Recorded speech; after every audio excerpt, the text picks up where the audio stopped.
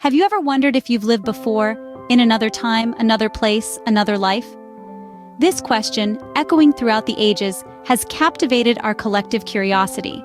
The concept of past lives, often characterized as a spiritual belief, has also sparked a fascinating debate within the scientific community. While many dismiss it as mere fantasy, a few audacious researchers have dared to venture into this enigmatic territory with rigorous scientific methods. Their groundbreaking experiments have challenged our conventional understanding and ignited a lively discourse on the existence of past lives. Among these, 3 standout studies conducted by Dr. Ian Stevenson, Maury Bernstein with the Bridey-Murphy case, and Dr. Jim Tucker have offered remarkable insights. Each has its unique approach, its fascinating revelations, and its share of controversies. Without further ado, let's delve into this mystery and examine the evidence put forth by these groundbreaking experiments. Our first journey into the past takes us to the extensive research of Dr. Ian Stevenson. This psychiatrist from the University of Virginia took a deep dive into the enigma of past lives, not through a single experiment, but a series of case studies that spanned several decades. Stevenson's methodology was painstakingly meticulous. He documented over 2,500 cases of children who claimed to remember their past lives.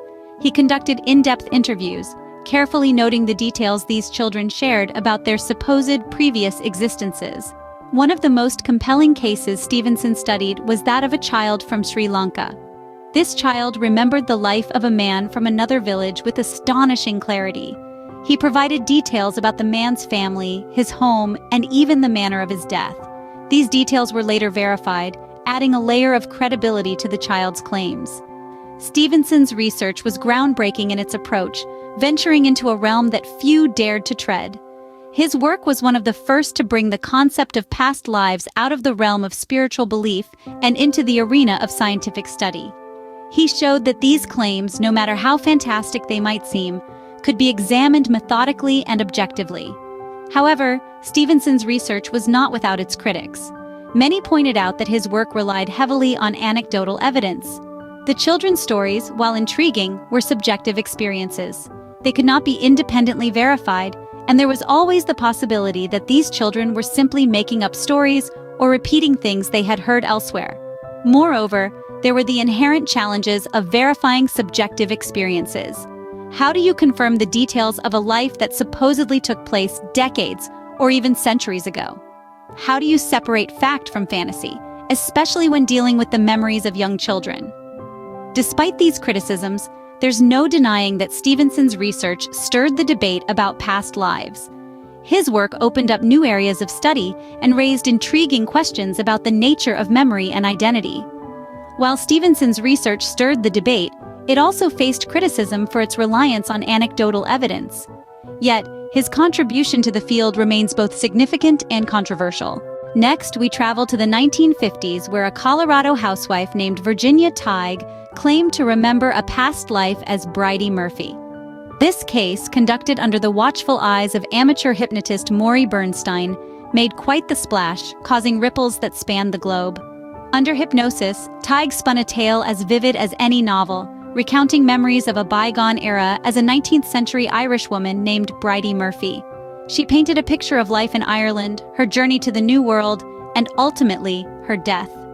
The level of detail in her recollections was nothing short of astonishing, from the landscape of her homeland to the minutiae of her everyday life. The intrigue surrounding the Bridey-Murphy case was such that it sparked an exhaustive investigation. Researchers sifted through historical records, traced lineage, and even crossed the Atlantic in search of any shred of evidence that could corroborate Virginia Tighe's extraordinary claims. Some details lined up remarkably well. Others, however, fell short. There were inconsistencies, discrepancies that couldn't be brushed under the rug. This raised the question, were these truly the memories of a past life or simply the product of an imaginative mind? Critics pointed to these inconsistencies as proof of the latter, arguing that the power of suggestion under hypnosis could have played a significant role. The Bridey-Murphy case stirred up a storm of controversy, and the debate surrounding it continues to this day. It highlighted the complexities of memory and the power of suggestion, challenging our understanding of the mind. It showed us that the human psyche is a labyrinth, a puzzle that we are yet to fully decipher. But regardless of where you stand on the issue, one thing is undeniable. The Bridey-Murphy case brought the study of past lives into the public eye. It provoked thought, sparked conversations, and paved the way for future research into this fascinating realm of the unknown.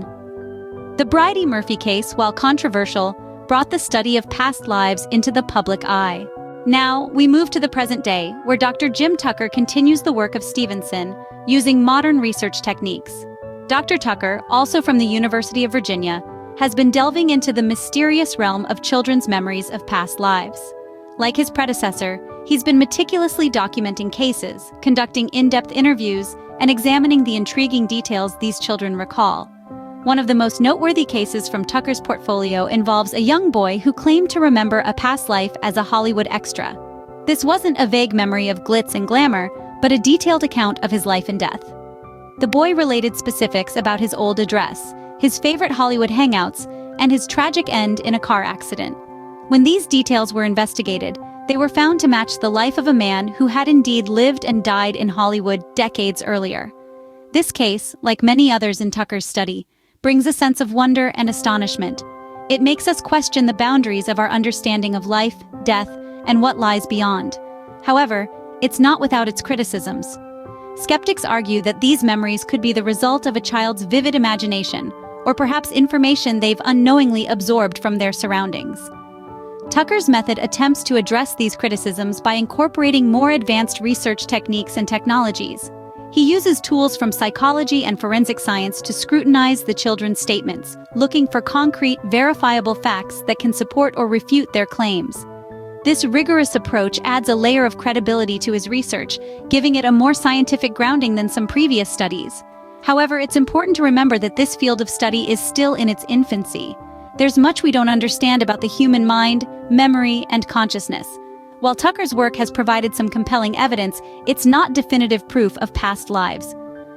Tucker's work, though still subject to skepticism, represents a more contemporary approach to the study of past lives.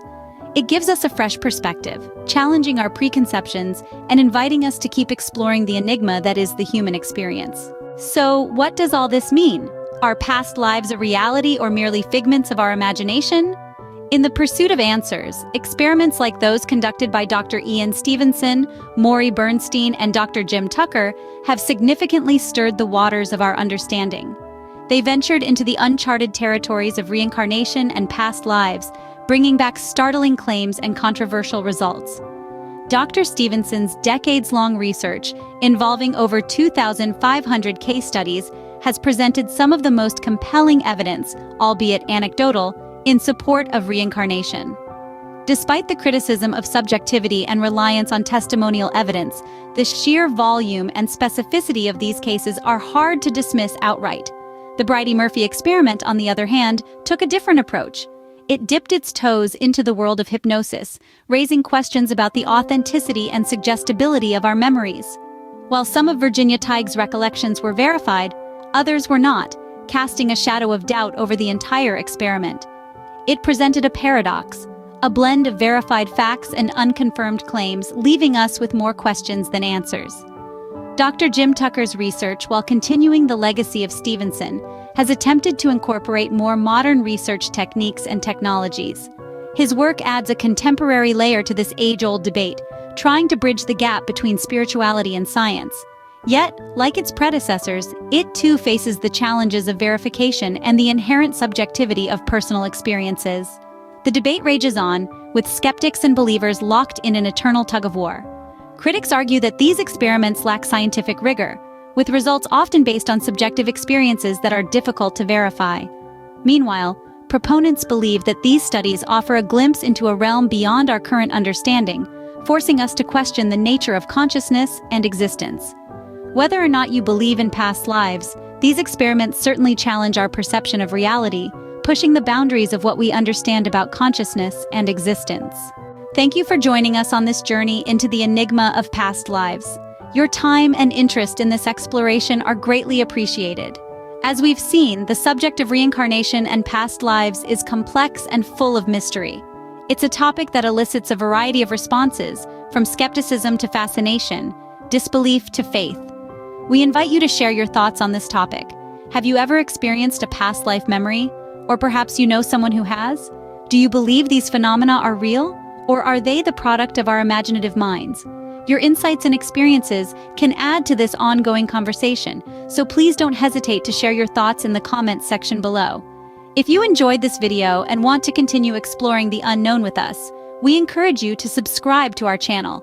Our aim is to bring you the most intriguing and thought-provoking content to challenge your perceptions and stimulate your curiosity.